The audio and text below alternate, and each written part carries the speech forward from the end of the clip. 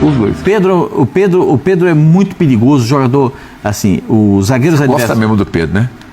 Não, é difícil. Porque o Vitor Roque tá comendo a bola. Sim, mas o Vitor Roque, ele tem um trabalho diferente do Pedro. O Pedro, ele bota respeito no zagueiro.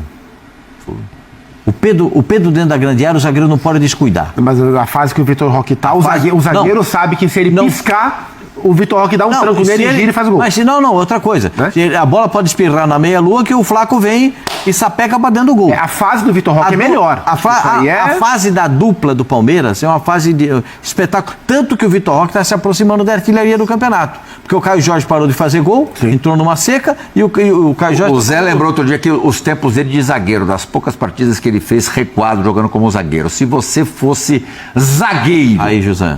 Você, nesse momento, ficaria mais preocupado em marcar o Pedro ou o Vitor Roque?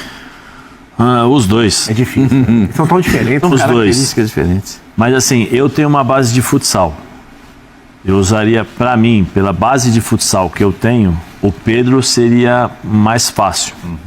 Porque ele é menos móvel, né? Ele não tem tanta... Então ele fica parado, então para mim seria mais fácil porque eu conseguiria talvez bloqueá-lo. Pela forma que eu tenho a minha base de salão. O Vitor Roque não. O Vitor Roque já é um cara que sai mais, ele ele recebe a bola na corrida, ele usa o corpo, ele tromba. Tranco, né? Então seria um pouco mais difícil. Mas cada zagueiro tem a sua... Mas para mim, que tem uma base de salão, talvez o Pedro fosse um pouco mais... A fase do Pedro, tem um negócio que me chama a atenção, eu até fui dar uma olhadinha para ter melhor noção.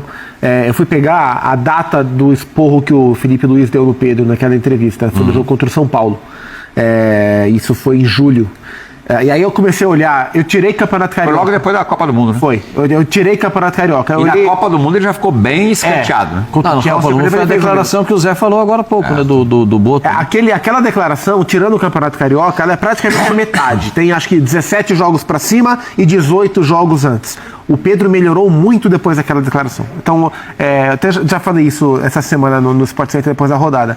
Talvez nem o Pedro tenha a exata noção. E eu entendo as críticas que o Felipe recebeu depois de tudo que ele falou. E eu acho que o Felipe fez certo ao falar, mas eu entendo quem fale sobre o limite do que o técnico deve expor ou não.